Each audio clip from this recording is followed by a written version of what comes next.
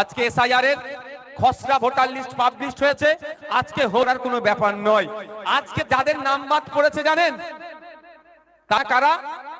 যারা হচ্ছে অ্যাবসেন্ট, যারা শিফটেড আর যারা ডিলিটেড, এই তিন ক্যাটাগরির নাম বাদ পড়েছে। আপনাদের বড় ভাইজান আমাকে নির্দেশ দিয়েছে একজন ভোটারের নাম যদি বাদ যায় তার জন্য আইনি লড়াই করে সুপ্রিম কোর্টে যাওয়ার জন্য দিল্লিগামী ফ্লাইট নওশাদ সিদ্দিকী ধরবে আপনাদের জন্য। আপনাদের বলে দিই, নোটিশ করে ডাকতে পারে, তবে আপনারা নিশ্চিন্তে থাকবেন। কারো নোটিশ করে ডাকলে যাওয়ার আগে আমাদের সাথে যোগাযোগ করবেন। অঞ্চল নেতৃত্ব যারা আছে তাদের সাথে যোগাযোগ করবেন। এরা এখানে আছে, এদের সাথে যোগাযোগ করবেন। আপনারা একা নোটিশের জবাব দিতে যাবেন না, এরা যাবে আপনাদের সাথে নোটিশের জবাব দিতে। একথা আপনাদের বলে যাই, যদি এই নোটিশের জবাব দিতে গেলে আইনি মারপ্যাচের প্রয়োজন হয়, আইনি সহায়তার প্রয়োজন হয়, সেকুলার ফ্রন্ট খামচিহ্ন বিনা মূল্যে আপনাদের আইনি সহায়তা দেবে আর্টিকেল 326 কে বাঁচানোর জন্য। ভয় পাওয়ার দরকার নেই। সংবিধান আমাকে আপনাকে অধিকার দিয়েছে, ভারতীয় 18 বছরের ঊর্ধ্বে ভোটদানের স্বাধীনতা আছে। এবার মাস্টার মশাই যদি আমার স্বাধীনতা কেড়ে নেয় তাহলে মাস্টার মশাইয়ের বিরুদ্ধে আইনত ব্যবস্থা নিতে হবে কি হবে না? নেবে কে? ভাইজান নেবে কে? আপনাদের বড় ভাইজানের নামটা একটু বলুন তো, একটু জোরে বলুন। ওই মাথা থেকে একদম ওই শেষ থেকে একটু জোরে বলুন, বড় ভাইজানের নামটা কি?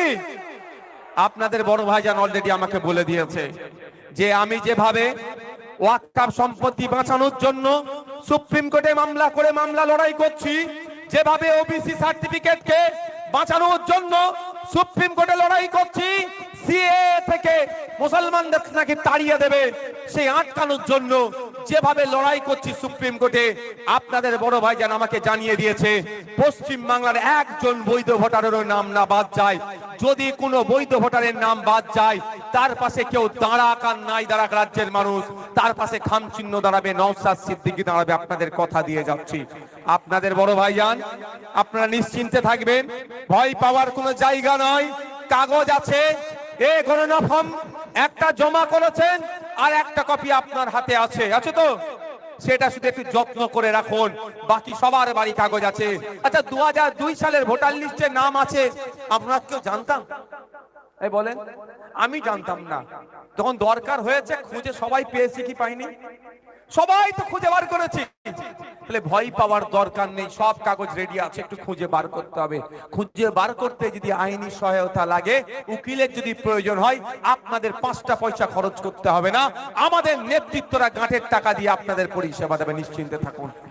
আর বলে রাখছি, যদি আপনার জন্য সুপ্রিম কোর্টে যেতে হয় নেতৃত্বদেরকেও তখন আর টাকা দেওয়ার প্রয়োজন নাই।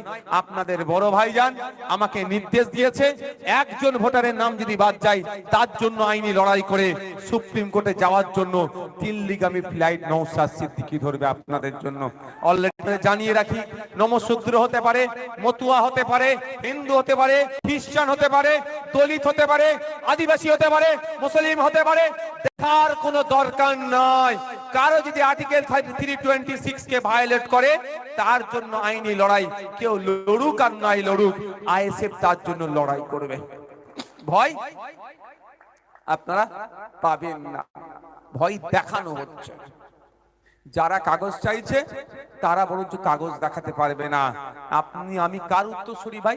বিনয় বাদল দীনেশের নয়, আশফাক কল্যাণ নয়, বেগম হজরত মহলের নয়, ঝাঁসির রানী লক্ষ্মীবাঈর নয়, আপনার মাতঙ্গিনী হাজরা নয়, প্রীতিলতা ওয়াদ্দেদার নয়, ফুরফুরার পীর আবু বকরের আমরা তো আবু বকর সিদ্দিক রহমতুল্লাহ আমরা তো উত্তরসূরি নাকি? আমাদের কাছে কাগজ চাইছো? আমাদের পূর্বপুরুষরা স্বাধীনতা সংগ্রামী ছিল। আমরা কাদের? আমাদের পূর্বপুরুষ কারা? গান্ধীজি, নেতাজি। আমাদের কাছে ওরা কাগজ চাইছে। সেই সময় যারা ব্রিটিশদের দালালি করেছিল, ব্রিটিশদের তারা জুতো চেটা ছিল, তারা নাকি আমাদের কাছে কাগজ চাইছে। তাদেরকে আমি বলে দিতে চাই 1952 সালের কাগজের ব্যবস্থা করা হোক, আমরা দিবার জন্য প্রস্তুত আছি। 1952 সালে প্রথম ভারত স্বাধীন হওয়ার পরে প্রথম ভোটিং সিস্টেম এসেছিল। আপনার আমার পূর্বপুরুষরা ভোট দিয়েছিল, ওই কাগজ আমরা বার করতে রাজি আছি। চলো চ্যালেঞ্জে চলে আসো। দেখানো হচ্ছে আর সাপ হয়ে কামড়াচ্ছে, ওজা হয়ে যাচ্ছে। এসআইআর করতে দেবো না বলেছিল, খেয়াল আছে? প্রায় 90,000 অফিসার দিয়েছে এসআইআর করার জন্য মমতা ব্যানার্জি। আপনারা জেনে রাখুন এই সিস্টেমটা কেন চেঞ্জ করতে বলছি। বলছে এসআইআর করতে দেব না, এসআইআর করার জন্য প্রায় 300 কোটি টাকা কে দিয়েছে একটু খোঁজ নিয়ে দেখুন।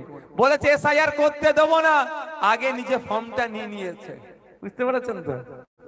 কে বুঝতে পারছেন? ওর পাল্লায় পড়া যাবে না। তবে একটা কথা আপনাদের মাথা থেকে সরে গেলে হবে না, দেশকে বাঁচাতে হবে, রাজ্যকে বাঁচাতে হবে। কে হিন্দু, কে মুসলমান, কে জৈন, কে খ্রিস্টান দেখার দরকার নাই। সাংবিধানিক ওয়েতে দেশকে নিয়ে যেতে হবে। আমরা আওয়াজ তুলছি, যেমন ওয়াকফ সম্পত্তি বাঁচানোর জন্য আমাদেরকে আওয়াজ তুলতে হবে। জঙ্গলের স্বাভাবিক অধিকার আদিবাসীদেরকে ফিরিয়ে দিতে হবে। আমাদের আওয়াজ তুলতে হবে। 6 শিডিউল আদিবাসীদের জন্য সম্পূর্ণরূপে বাস্তবায়ন করতে হবে।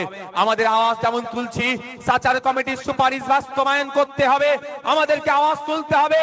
একইভাবে 2014 সালে আদিবাসী সমাজের আর্থসামাজিক মান উন্নয়নের জন্য একটা কিছু সুপারিশ এসেছিল ভার্জিনিয়াস জাকসা কমিটি।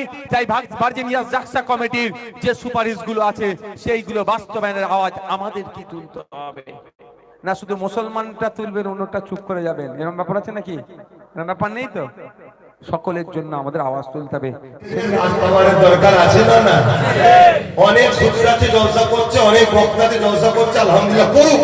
আমাদের একটু রাজ পাওয়ারও দরকার আছে। আমি আব্বাস সিদ্দিকী জলসা মাহফিল করছি, আমার ভাইটাকে দিয়েছি ওই দিকে, তুই ওই দিকে থাক। ওই দিক থেকে কামিয়াবি আল্লাহ করুক। এই দিক থেকে তোমাদের কিছু সমস্যা হলে হুজুর, আমি তো আপনার সেই ভালোবাসার ভাই, ভালোবাসার চাচা, আমি ওকে বলে করিয়ে দেবো। এর জন্য পাওয়ারের দরকার আছে না? নাই। এটা বলছে সব দিবার দরকার নেই তো, কথা বুঝে আসছে না? কিন্তু সব দিনের শেষে কি বলবে?